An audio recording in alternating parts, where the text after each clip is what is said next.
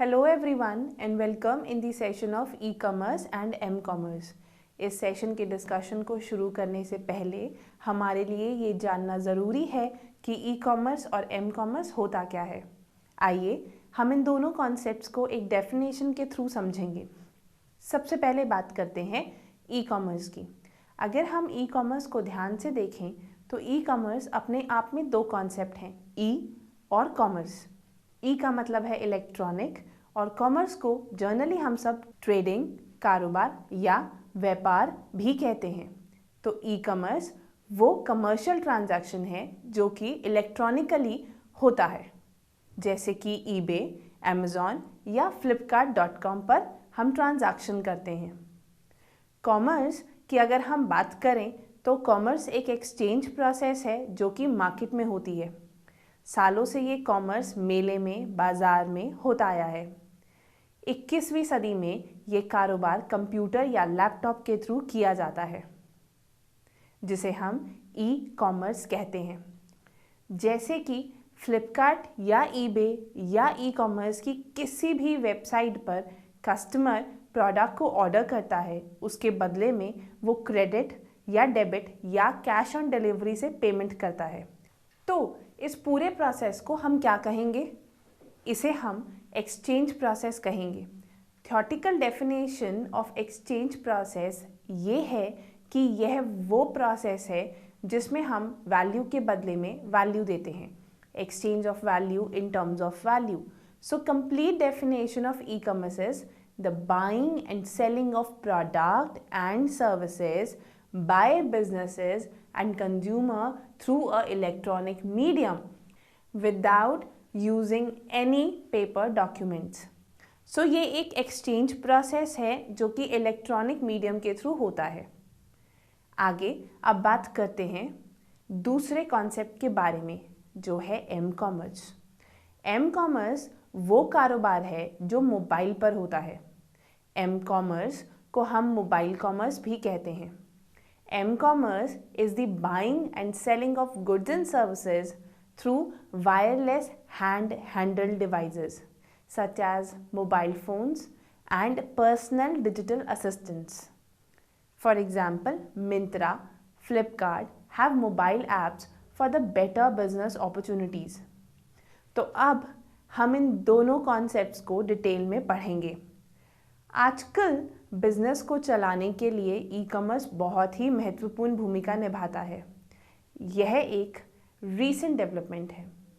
आजकल हम कपड़ों से लेकर ऑटोमोबाइल्स तक हर प्रोडक्ट फ्लिपकार्ट, अमेज़ॉन, ईबे जैसी वेबसाइट पर इंटरनेट के थ्रू खरीदते हैं। टेक्नोलॉजी और प्रोसेसेस दो ऐसी चीज़ें हैं जो कि ई कॉमर्स को टाइम टू टाइम इम्प्रूव करती आई हैं। इसके साथ साथ टेक्नोलॉजी इंटरवेंशन और इंटरनेट की पॉपुलैरिटी ने ही ई कॉमर्स को संभव बनाया है। ई कॉमर्स को बिजनेस ट्रांजैक्शन फैसिलिटेट करने के लिए ही डेवलप किया गया था।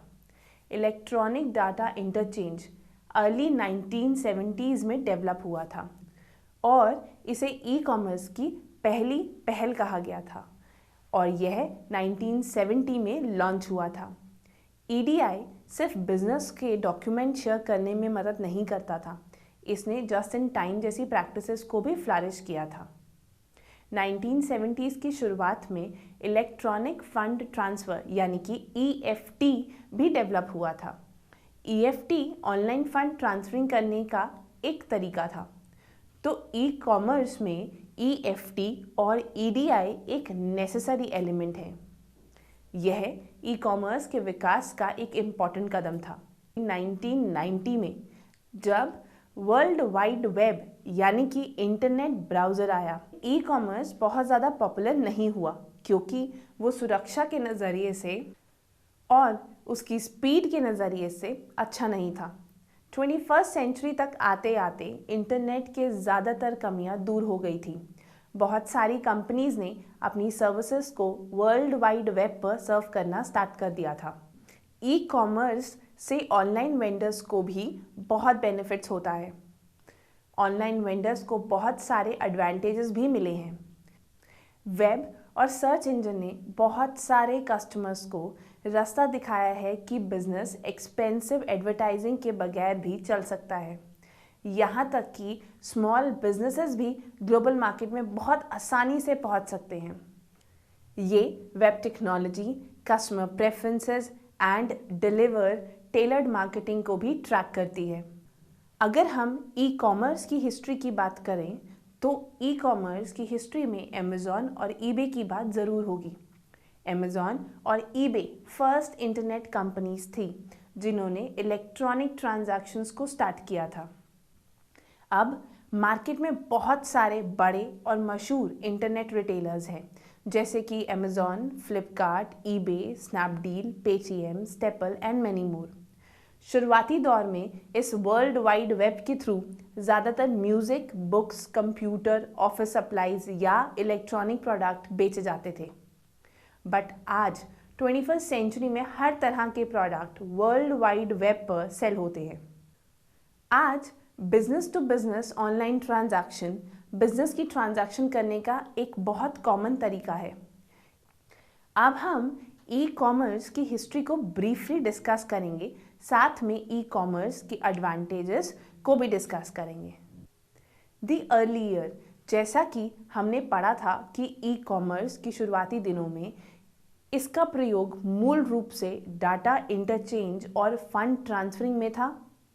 ईडीआई यानी कि इलेक्ट्रॉनिक डाटा इंटरचेंज और ईएफटी यानी कि electronic funds transfer business transaction को इलेक्ट्रॉनिक बनाने के लिए इंट्रोड्यूस किए गए थे।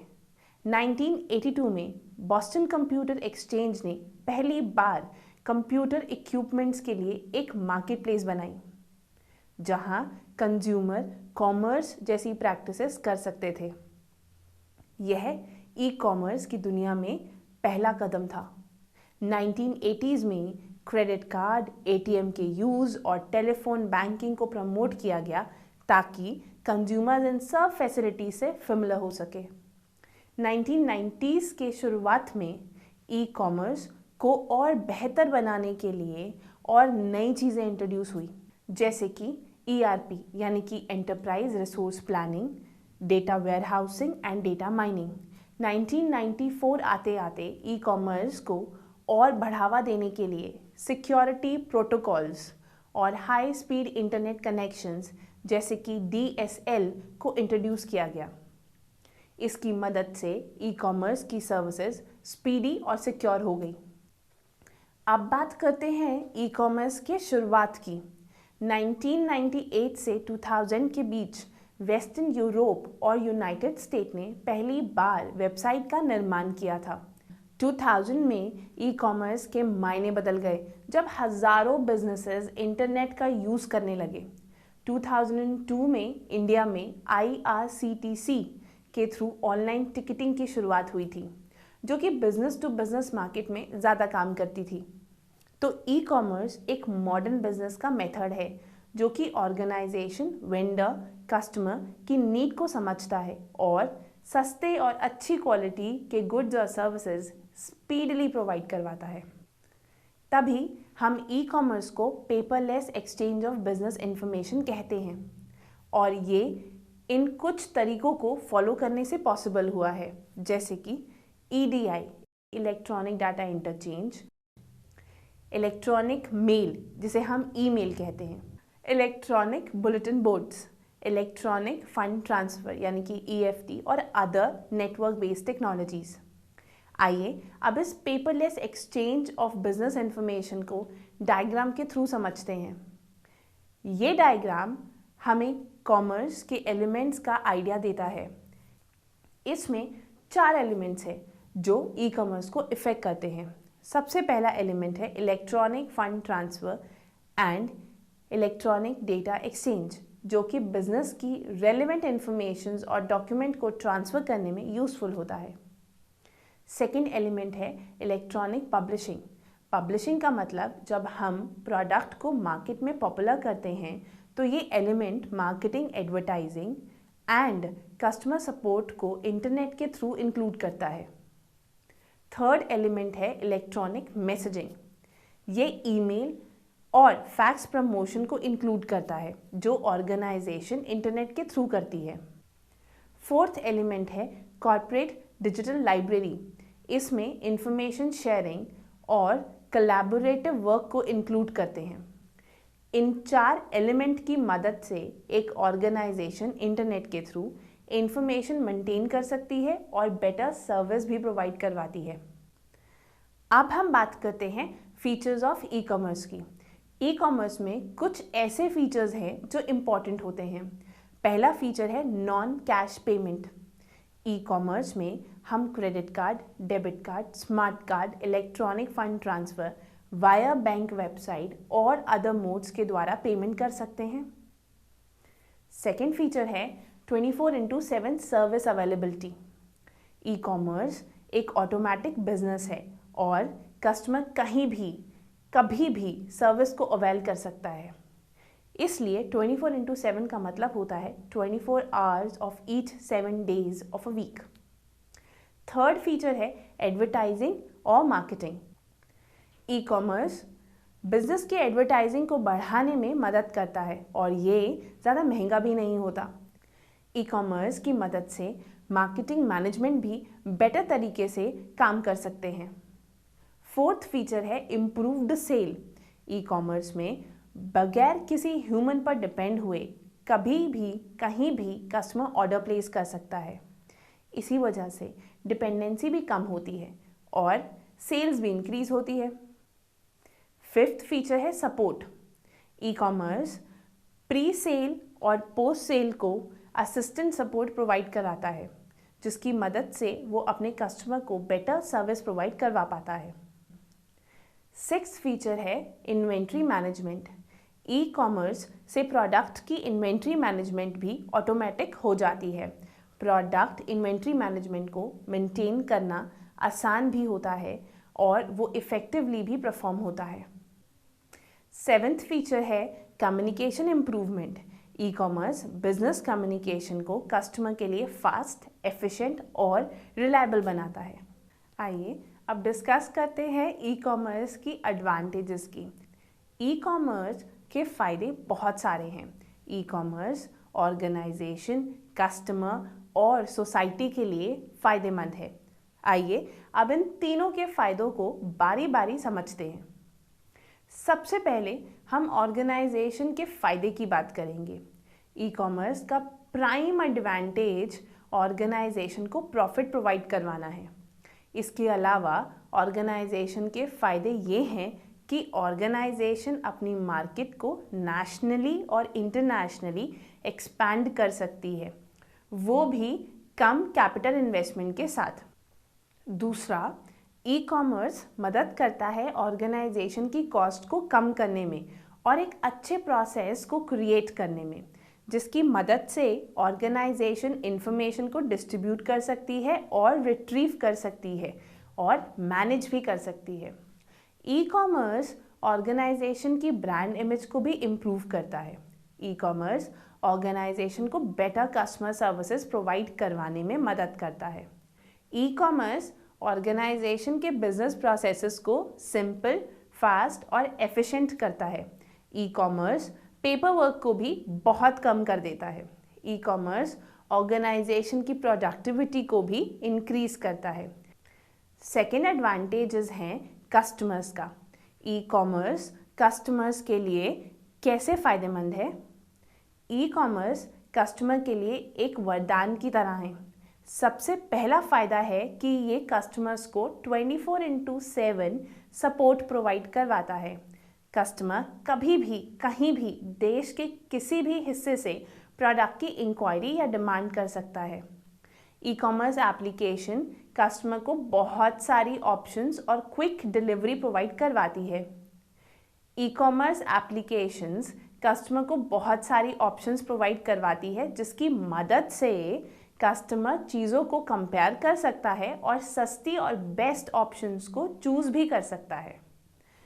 कस्टमर एक प्रोडक्ट पर अपने रिव्यू दे सकता है और दूसरे कस्टमर्स के रिव्यू भी पढ़ सकता है, जिसके आधार पर वो अपनी फाइनल परचेजिंग डिसीजन ले सकता है। ई कॉमर्स वर्चुअल ऑक्शन जैसी ऑप्शंस भी प्रोवाइड करवाती है। ई कॉमर्स ने ऑर्गेनाइजेशन के कंपटीशन को बढ़ावा दिया है और उसका रिजल्ट ये है कि कस्टमर को इससे डिस्काउंट मिलता है। थर्ड सिचुएशन है कि ई कॉमर्स सोसाइटी को भी फ़ायदा देता है। इसमें पहला बेनिफिट है कस्टमर्स को ट्रैवल नहीं करना पड़ता, जिसकी वजह से रोड पर ट्रैफिक कम होता है और एयर पोल्यूशन भी। दूसरा, ई कॉमर्स मदद करता है प्रोडक्ट की कॉस्ट को कम करने में, ताकि ज़्यादा से ज़्यादा लोग उसे अडॉप्ट कर सकें। तीसरा, ई कॉमर्स सर्विसेज और प्रोडक्ट को रूरल एरिया तक पहुंचाता है, जो कि नॉर्मली रूरल मार्केट में अवेलेबल नहीं होती। चौथा, ई कॉमर्स कम लागत और बेहतर तरीके से पब्लिक सर्विस डिलीवर करने में गवर्नमेंट की मदद करता है, जैसे कि health care, education, social services. Advantages को डिस्कस करने के बाद अब बात करते हैं ई कॉमर्स की लिमिटेशंस की। हम जानते हैं कि ई कॉमर्स के बहुत फ़ायदे हैं जो मदद करते हैं लोगों को स्टैंडर्ड ऑफ लिविंग को इम्प्रूव करने में, लोगों को ज़्यादा टेक्निकल बनाता है और इससे ऑर्गेनाइजेशन के प्रॉफिट और अपॉर्चुनिटीज़ में ग्रोथ आती है। इसके साथ साथ ई कॉमर्स में कुछ डिसएडवांटेजेस भी हैं। ये डिसएडवांटेजेस टेक्निकल भी होते हैं और नॉन टेक्निकल भी। अब हम सबसे पहले बात करेंगे टेक्निकल डिसएडवांटेजेस की। फर्स्ट टेक्निकल डिसएडवांटेज ये है कि ई कॉमर्स में सिस्टम सिक्योरिटी, रिलायबिलिटी और स्टैंडर्डाइजेशन की कमी है, जिसकी वजह से ई कॉमर्स में पुअर इम्प्लीमेंटेशन होती है। सेकेंड, सॉफ्टवेयर डेवलपमेंट इंडस्ट्री आज भी ग्रो कर रही है और करती रहेगी, जिसकी वजह से इसमें बहुत जल्दी चेंजेस आते हैं। थर्ड, बहुत सी कंट्रीज़ में नेटवर्क ब्रांडविड्थ की बहुत इश्यूज होते हैं, क्योंकि उस कंट्री में इनसफिशिएंट टेलीकम्युनिकेशन ब्रांडविड्थ अवेलेबल होती है।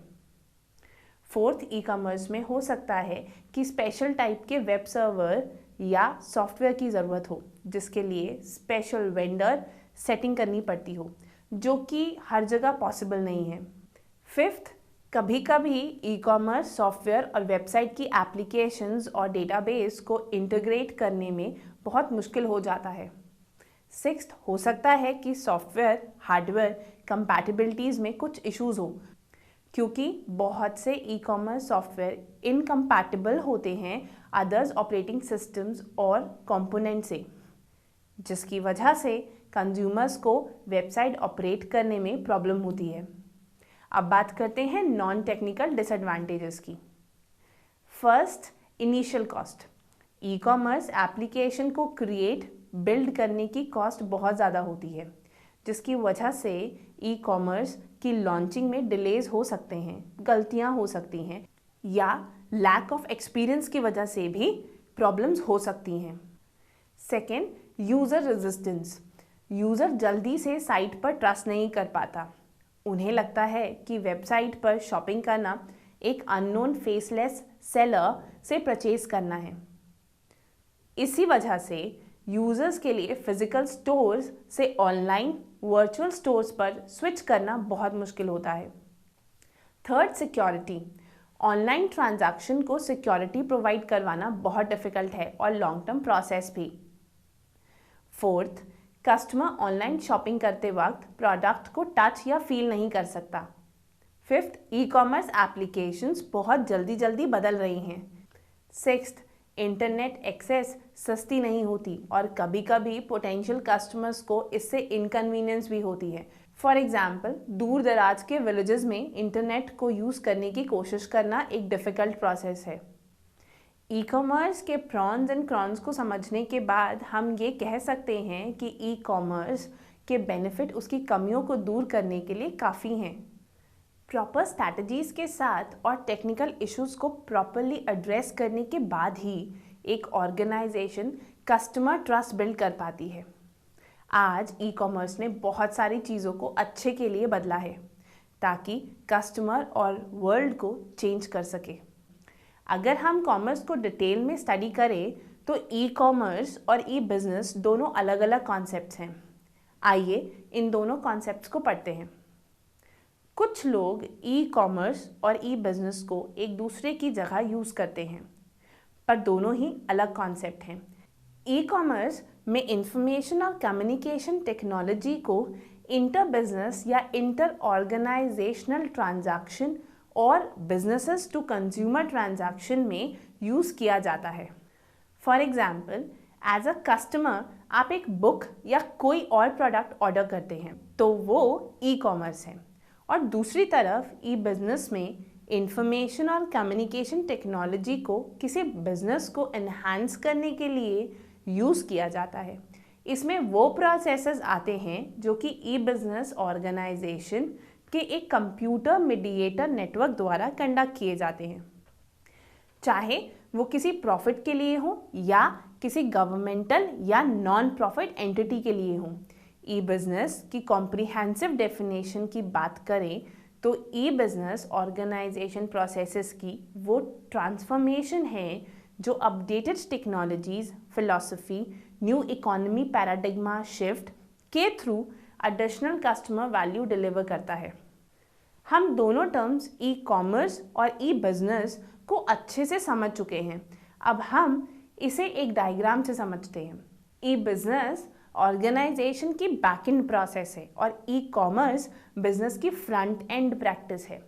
इस डायग्राम में हम देख सकते हैं कि सभी बिजनेस की सप्लाई चेन के पार्ट हैं। इस सप्लाई चेन में 3 पार्टीज इंपॉर्टेंट रोल प्ले करती हैं। पहला सप्लायर, दूसरा फर्म या कंपनी और तीसरा कस्टमर। ये फर्म की रिस्पॉन्सिबिलिटी है कि वो अपने सप्लायर और कस्टमर दोनों के लिए रिस्पॉन्सिबल हो। बेहतर सर्विस, टेक्नोलॉजी और इंफ्रास्ट्रक्चर की मदद से फर्म कस्टमर को बेहतर सर्विस प्रोवाइड कर सकती है और सप्लायर के साथ बेहतर संबंध बनाए रख सकती है। सप्लायर और ऑर्गेनाइजेशन ई बिजनेस में डील करते हैं। वे वो एक्टिविटी परफॉर्म करते हैं जो कि बिजनेस को स्मूथली काम करने में मदद करती है, और दूसरी तरफ ऑर्गेनाइजेशन और कस्टमर्स जो ई कॉमर्स में डील करते हैं वो हर वह काम करते हैं जो प्रोडक्ट की सेलिंग और सर्विस से रिलेटेड हो।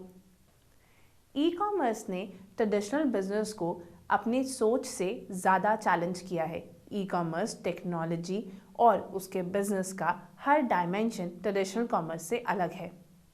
अब डिस्कस करते हैं ई कॉमर्स टेक्नोलॉजी के 7 यूनिक फीचर की, जो ट्रेडिशनल बिजनेस थिंकिंग को चैलेंज करता है, और एक्सप्लेन करेंगे कि क्यों आजकल के कंज्यूमर्स को ई कॉमर्स में ज़्यादा इंटरेस्ट है।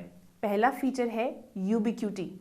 यूबिक्विटी ट्रांजैक्शन कॉस्ट कम करने के लिए यूज़ होता है और कंज्यूमर्स को वाइडर कंटेक्स्ट में टाइम और मनी को खर्च करने की कोई ज़रूरत नहीं है।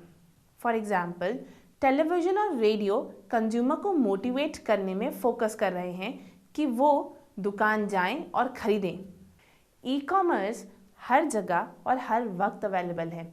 ये एक फिजिकल स्पेस तक रिस्ट्रिक्टेड मार्केटिंग से छुटकारा देता है और एक कंप्यूटर डेस्कटॉप से घर पर, ऑफिस में, यहाँ तक कि कार में मोबाइल कॉमर्स की मदद से खरीदारी करने की आज़ादी देता है।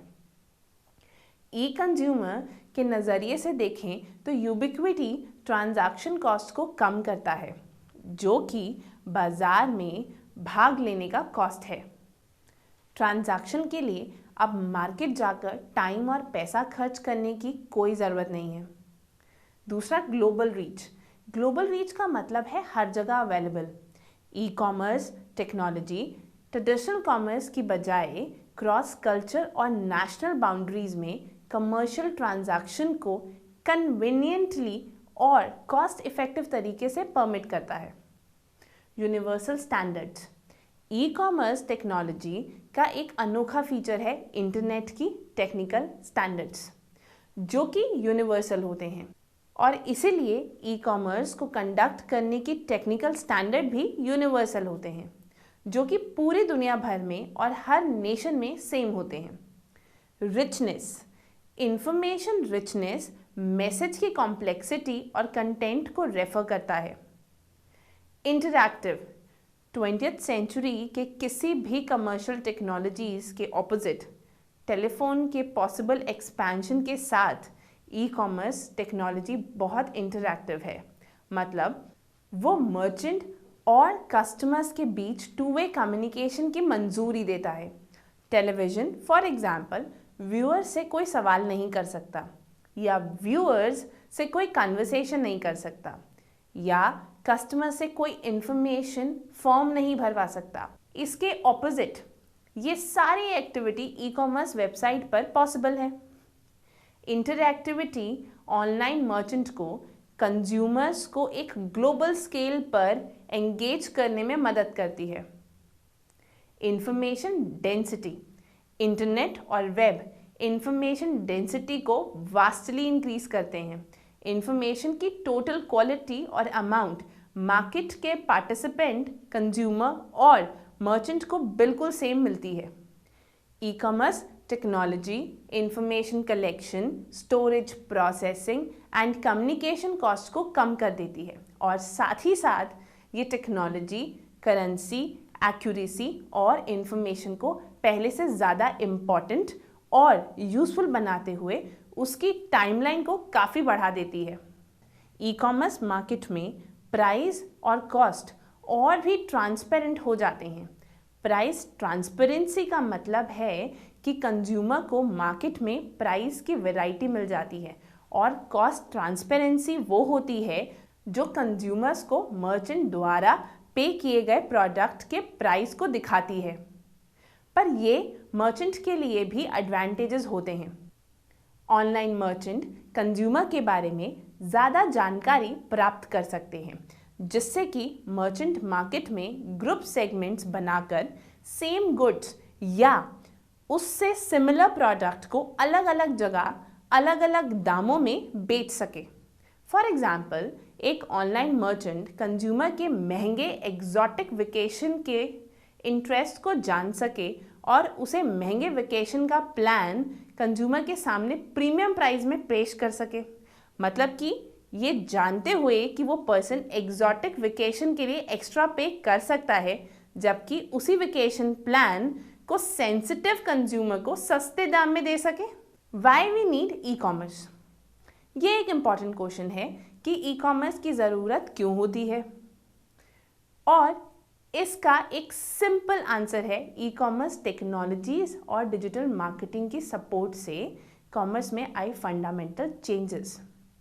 फॉर एग्जाम्पल, टेक्नोलॉजी की मदद से ई कॉमर्स में डेवलपमेंट आई है, चाहे वो प्रोडक्ट रेंज में इम्प्रूवमेंट हो या सर्विस में इम्प्रूवमेंट।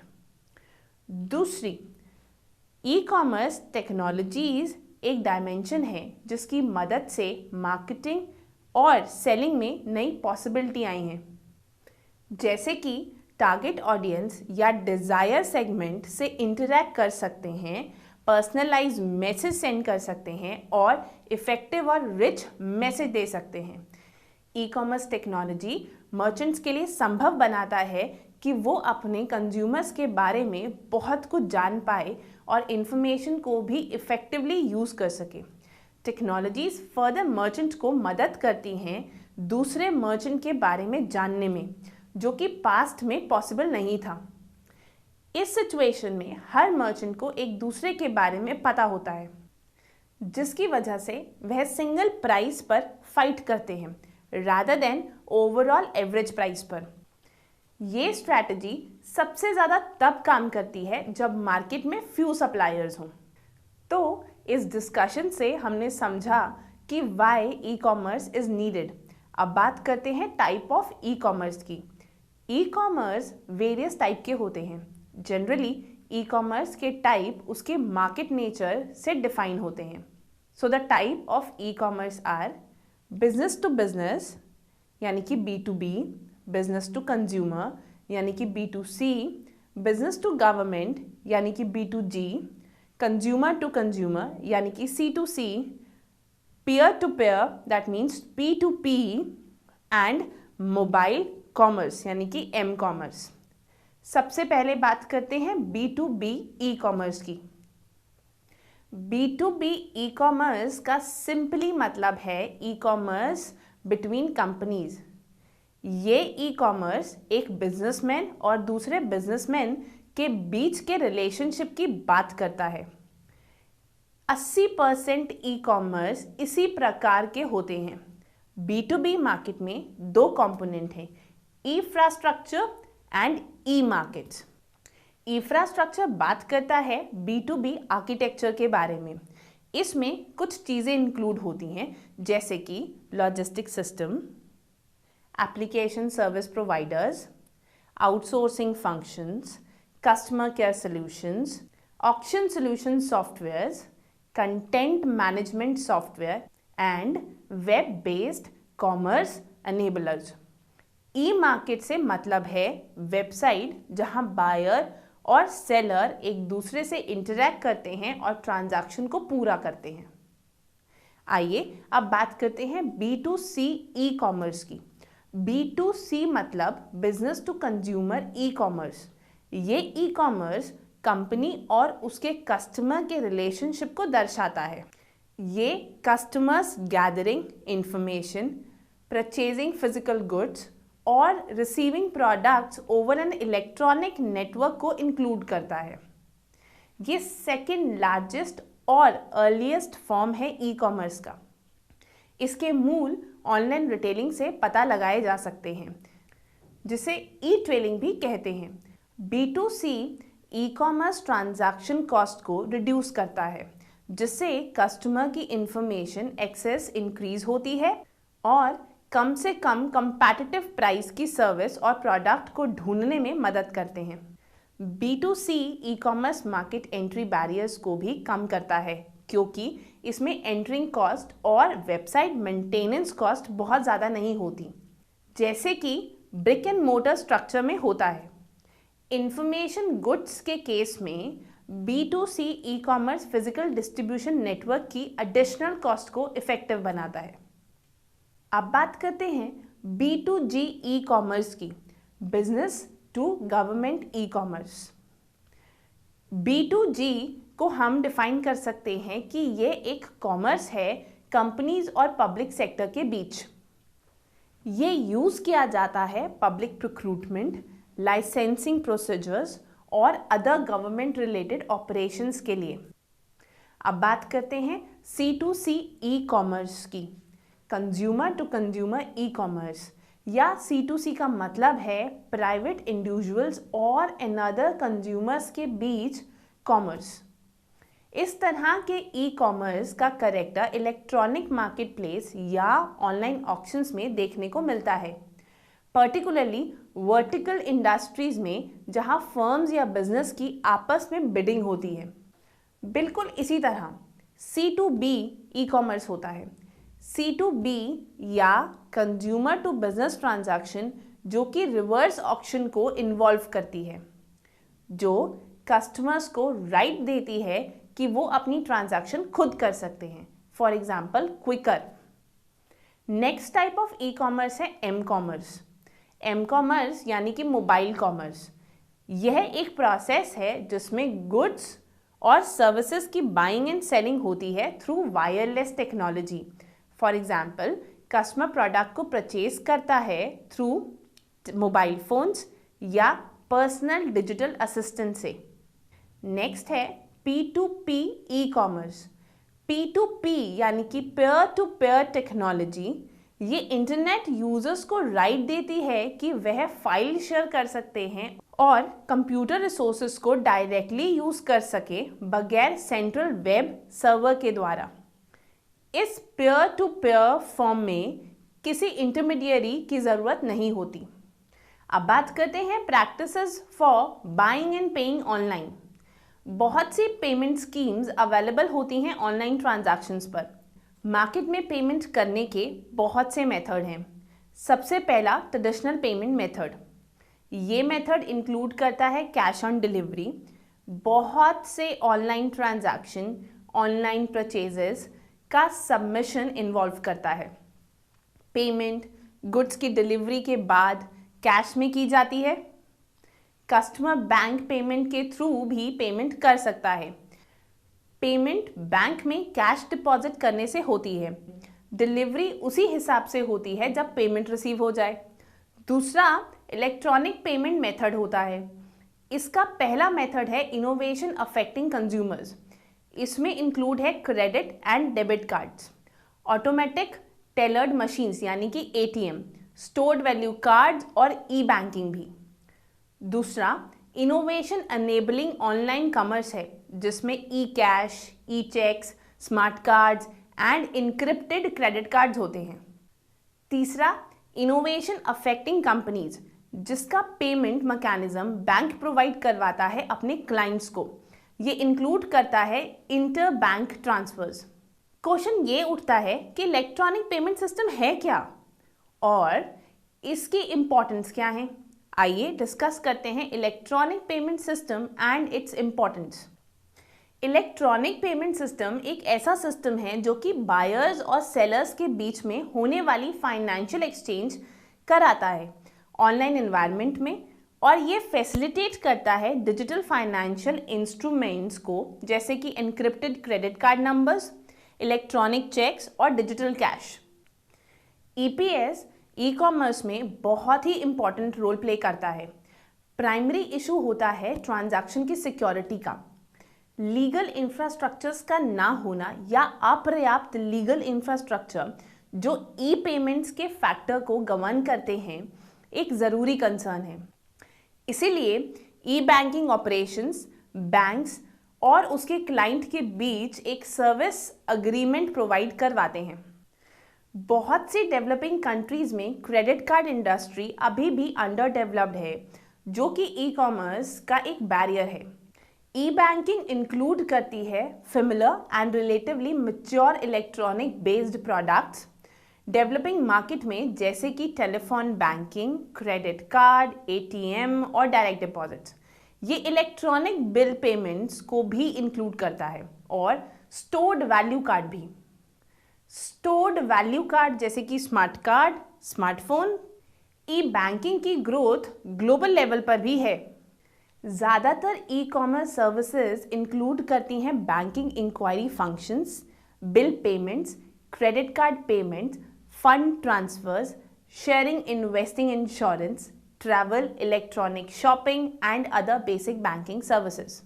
वहीं पर ई ट्रेलिंग यानी कि इलेक्ट्रॉनिक रिटेलिंग भी एक प्रोसेस है जिसमें गुड्स सेल होते हैं थ्रू इंटरनेट। ये बहुत ही आम तरीका है बिजनेस टू कंज्यूमर ट्रांजैक्शन में। इसी के साथ हमारी डिस्कशन ई कॉमर्स के सेशन की यहीं पर ख़त्म होती है। हमने इस सेशन के अंदर डिस्कस किया ई कॉमर्स क्या है, ई कॉमर्स कितने टाइप के होते हैं, उसके बेनिफिट्स क्या हैं, उसकी लिमिटेशंस क्या है और उसकी हिस्ट्री क्या थी। आई होप इस सेशन से आपने बहुत कुछ गेन किया होगा। Thank you.